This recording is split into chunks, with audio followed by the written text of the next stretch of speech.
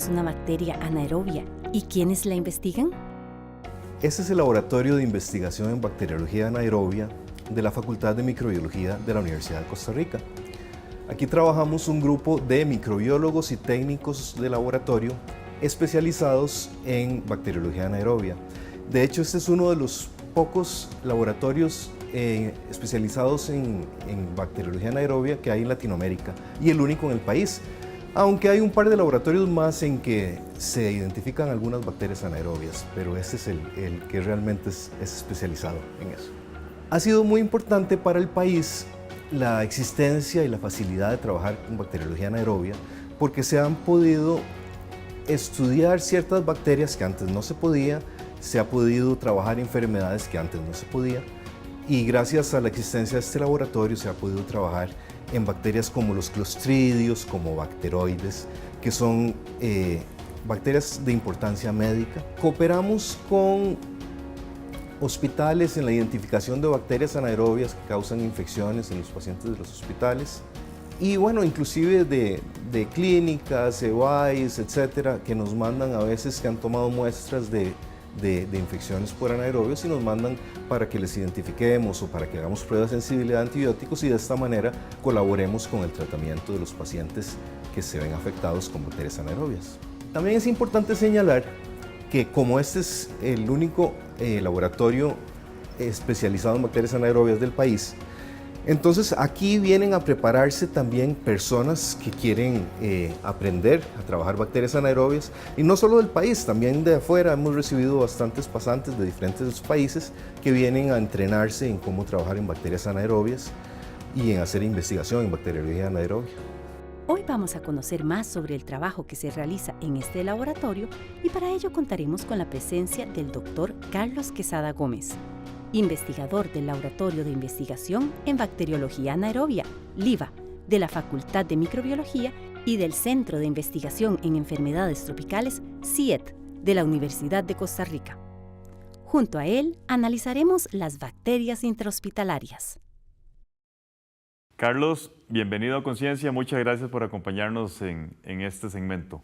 Es un placer estar acá y muchísimas gracias por la invitación, Gustavo. Carlos, vamos a comenzar hablando de uno de los laboratorios en los cuales usted trabaja, el Laboratorio de Investigación en Bacteriología Anaerobia, LIBA, que surge en 1998.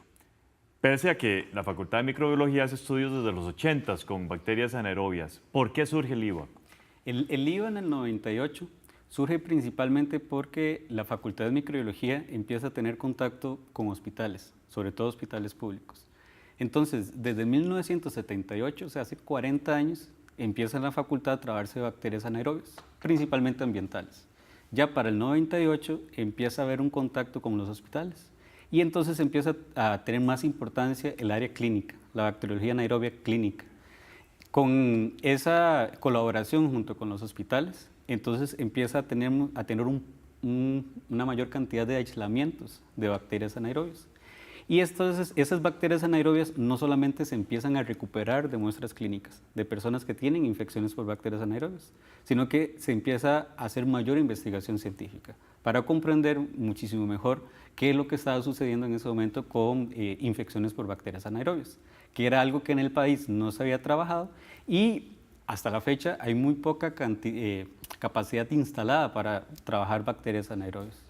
Ya, ¿cómo podemos explicarle a nuestra teleaudiencia lo que es una bacteria anaerobia?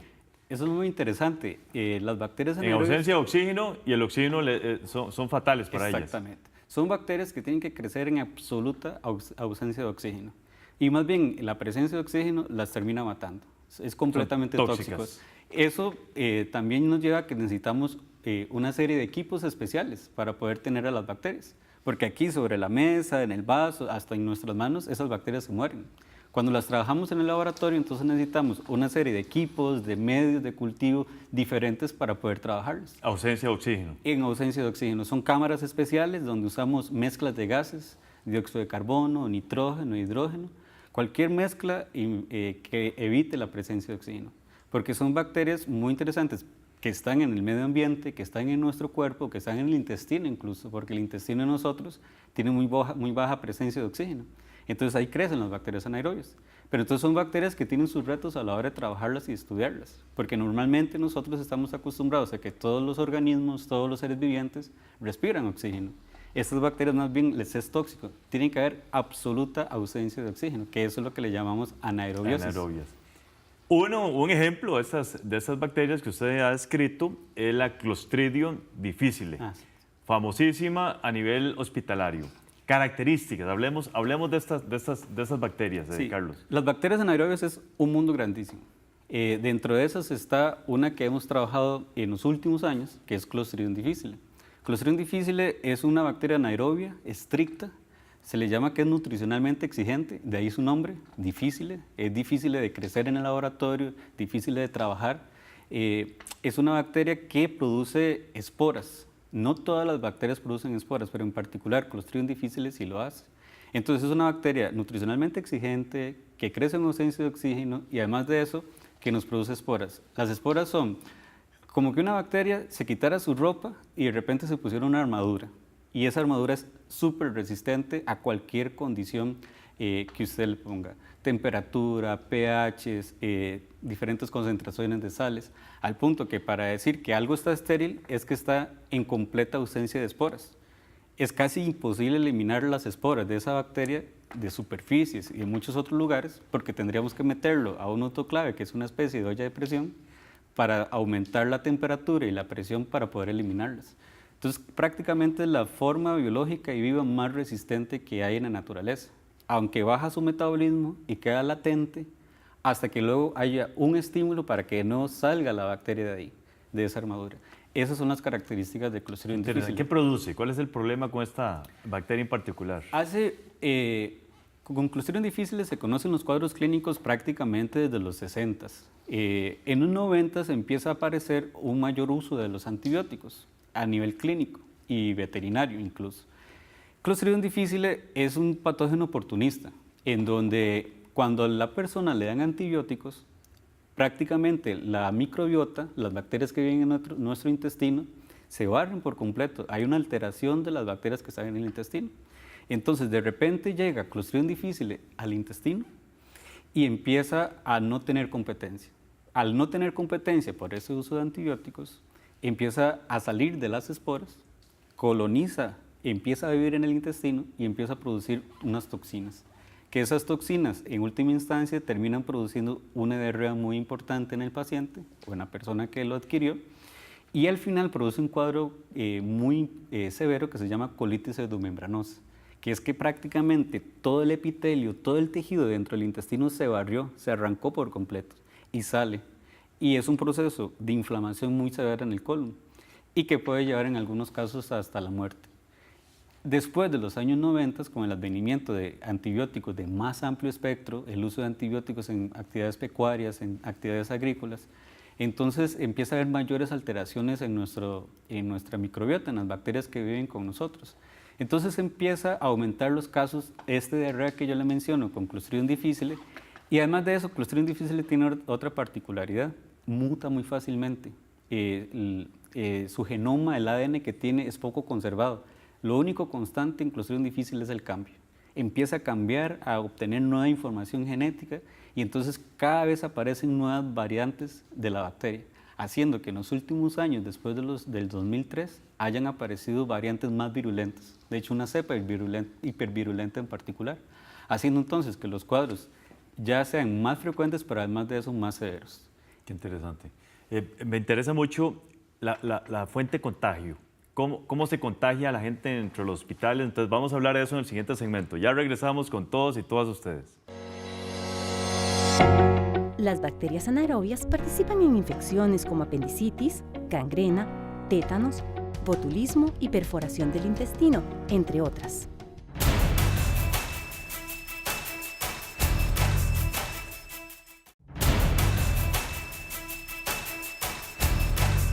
Gracias por continuar con nosotros. Hablamos con el doctor Carlos Quesada, quien es profesor e investigador de la Facultad de Microbiología de la Universidad de Costa Rica. Dejamos planteada la pregunta, Carlos, en el segmento anterior sobre las fuentes de contagio a nivel intrahospitalario. ¿Cómo se dan todos estos contagios? Dentro del hospital, la bacteria vive en forma de esporas, en las superficies, en las manos del personal médico, y entonces se contagia a través de las esporas. La persona obtiene las esporas, llega al tracto gastrointestinal y espera esa alteración con los antibióticos que hablamos para empezar a producir el cuadro clínico. Entonces es difícil de abordar, de disminuir, digamos, o eliminar el contagio en un hospital. A la espora ser tan resistente, una vez que estén presentes ahí. Es muy difícil, es muy resistente a los desinfectantes, a los detergentes, a la remoción mecánica, vive en las barandas de las camas, en el piso del hospital. Eso es casi imposible poder eliminar por completo la bacteria dentro de los hospitales. Qué complicado.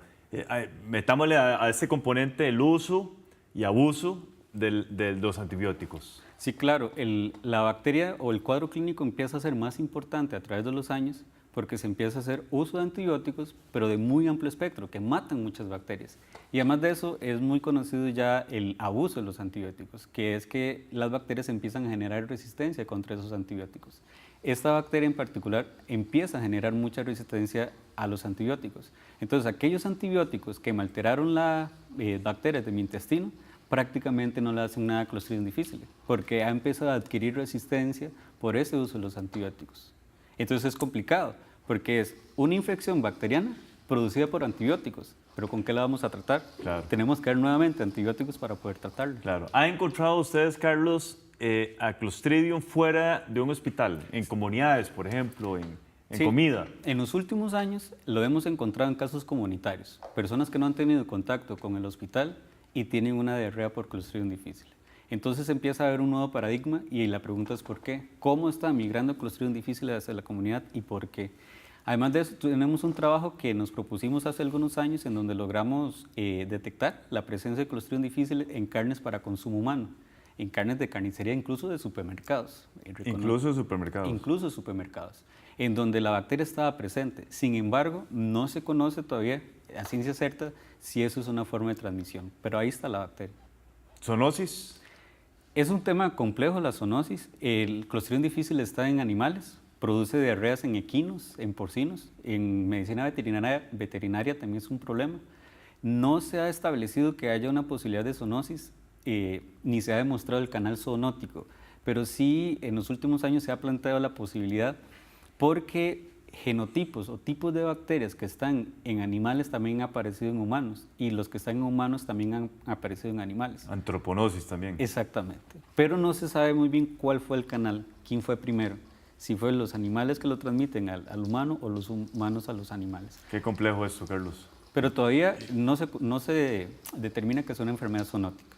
Hace falta mucho más investigación para determinar esos canales. Ok, me llamó muchísimo la atención enterarme que ustedes tienen un componente de investigación muy fuerte, pero al mismo tiempo de acción social. Yo quiero que nos explique bien estos dos elementos fundamentales. Para nosotros ha sido muy importante el apoyo y la colaboración con hospitales públicos de la Caja Costarricense del Seguro Social, porque nuestro componente de acción social fue muy fuerte al principio, en donde no existe la capacidad instalada a nivel público para poder trabajar bacteriología anaerobia hasta en los últimos años. Y prácticamente el único laboratorio que logra cultivar Clostridium difficile en el país somos nosotros en la Facultad de Microbiología.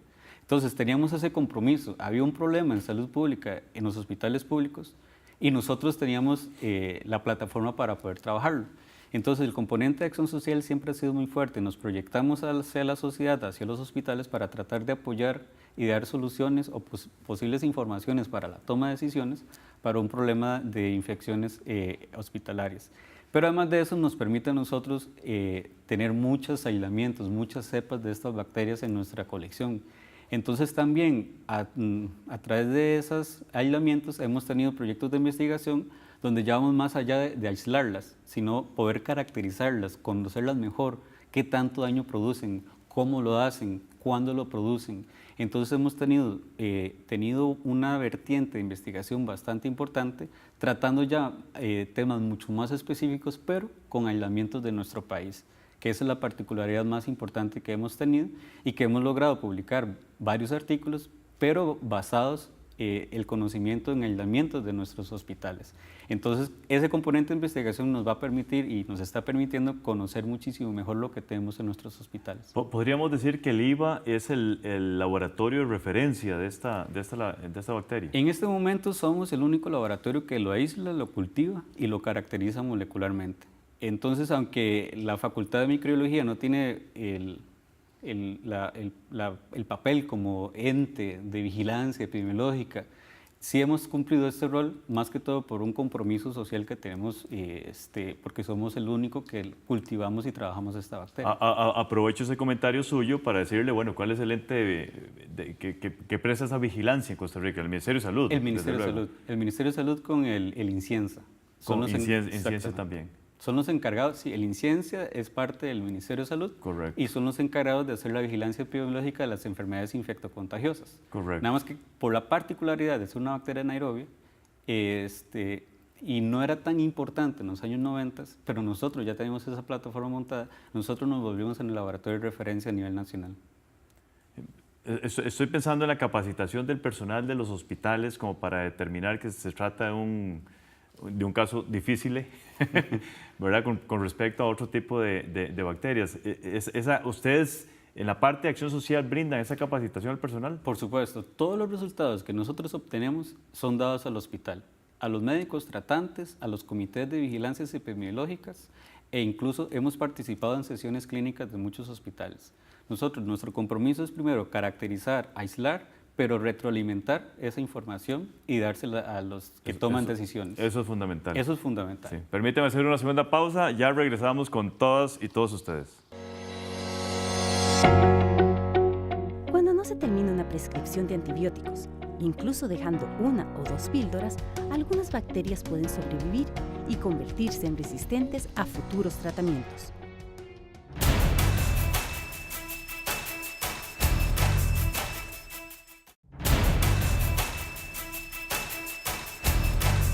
Estamos hablando con el doctor Carlos Quesada sobre la vigilancia de una bacteria intrahospitalaria, que nos ha revelado datos interesantísimos. Me preguntaban ahora, Carlos, si esa carne con presencia de Clostridium difficile es cocinada, ¿se elimina el problema? No, la espora es muy resistente. Usted puede cocinar lo mejor que pueda la carne y la espora siempre va a permanecer ahí. Al igual que en superficies, puede usar el mejor desinfectante, que es complicado eliminar la espora. Qué complejo. Es muy complejo. La situación es muy compleja porque la bacteria siempre va a permanecer y ser muy persistente en el ambiente, sea cual sea. Relacionado con esto, ¿desde cuándo es un problema esto en Costa Rica? Hay casos descritos desde el inicio de los 2000, pero fue en el 2009 donde surgió un brote muy importante en el Hospital San Juan de Dios, donde hubo muchos casos muy severos, una alta mortalidad y no se estaba preparado en ese momento para recibir una cepa muy virulenta que cayó en Costa Rica en el 2009. Empiezan a aparecer casos y después de ahí se empiezan a buscar muchísimo más y aumenta la tasa de mortalidad, aumenta la tasa de severidad y entonces desde prácticamente el 2009 hasta la actualidad es un problema muy importante de salud pública y sobre todo a nivel intrahospitalario. Usted mencionó el San Juan de Dios, ¿otros hospitales que han tenido este problema? Muchos hospitales de la Caja, prácticamente. El hospital... ¿A nivel privado? A nivel privado tenemos poco conocimiento porque no hay tanto contacto a nivel privado, pero sí hemos tenido un par de reportes a nivel privado en donde la bacteria está. Pero en todo caso, si usted lee la literatura, ve los reportes, es casi imposible no encontrar al menos un caso en un hospital. Esa bacteria llegó al hospital y llegó para quedarse. Esa persistencia de la espora hace que casi que todos los hospitales tengan... ¿Cuál es la mortalidad, Carlos? La mortalidad depende del tipo de cepas que haya. La mortalidad, por ejemplo, cuando llega una cepa muy virulenta, puede ser tan alta que de cada 10 pacientes, 7 u 8 puedan morir. Esto realmente me tiene impresionado. También puede ser que haya cepas menos virulentas, que eso varía mucho a través del tiempo, y esas cepas menos virulentas prácticamente la mortalidad baja al 10%. ¿Cuántos casos en Costa Rica? ¿Se tiene ese número? Eso depende mucho del hospital y como no hay un sistema de vigilancia activo, es un poco complicado decirlo. Prácticamente cada hospital si tiene un pequeño sistema de vigilancia, son los que definen cuántos casos diagnosticados pueden haber. Por ejemplo, en el brote habían prácticamente 50 o 100 casos por mes, lo cual es mucho. Ahorita se considera que pueden haber 3 a 4 casos por mes en un hospital, pero prácticamente si ese número sube a 10, ya se está hablando de un brote epidémico. De hecho, en el 2013 volvió a haber otro brote epidémico en el Hospital San Juan de Dios también, que se logró controlar más porque quedó prácticamente en 2 servicios. Pero entonces la cantidad de casos varía mucho dependiendo del uso de los antibióticos, de las medidas de contención de la bacteria, de la limpieza del hospital y del tipo de cepa que aparezca en ese momento. Principales líneas de investigación que están llevando a cabo ustedes ahorita. Continuamos con la caracterización de aislamientos de hospitales. Ahí yo le decía el componente de investigación y acción social. Pero además de eso ya empezamos a estudiar el mecanismo de acción de las toxinas, los cuales son los principales factores de virulencia de estas bacterias. Hemos logrado detectar que las bacterias tienen diferentes niveles de virulencia, producen daño de diferente forma y diferente intensidad. Entonces ahora nos estamos abocando a estudiar muy específicamente cómo es que actúan las toxinas sobre las células y también llevándolo a modelos animales. ¿Qué modelos de experimentación hemos podido determinar cuáles son más virulentas, cuáles producen más daño y además cuál es el mecanismo por el cual producen más daño? Y entonces nuestras principales líneas de trabajo están siendo en estudiar más específicamente los aislamientos que tenemos. Y otro adicional es que estamos secuenciando el genoma completo. Ya le conocemos toda la información genética a la gran mayoría de aislamientos que nosotros tenemos, lo cual nos ha permitido también estudiar un poco la evolución de la bacteria y cómo ha ido cambiando esa información genética que también explique por qué hay esos cambios en la virulencia y en la patogénesis de la bacteria. Claro. Alianzas internacionales. En la investigación aquí en Costa Rica es importantísimo. Importantísimo.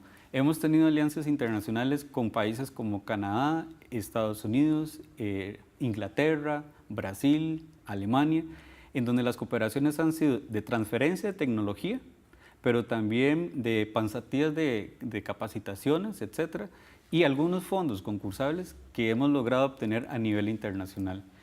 Y mantenemos un contacto muy directo con el Laboratorio Nacional de Microbiología del gobierno canadiense, en donde tienen la mayor base de datos sobre Clostridium difficile para poder nosotros ir depositando nuestros aislamientos en esas bases de datos porque tenemos cepas muy características de nuestro país. Ellos tienen este problema en sus hospitales. Ellos mantienen ese problema en sus hospitales y siempre va a estar presente, nada más que tienen un sistema de vigilancia activo donde se liberan alarmas para poder responder casi que de forma inmediata. Exactamente. Y tomar las medidas preventivas.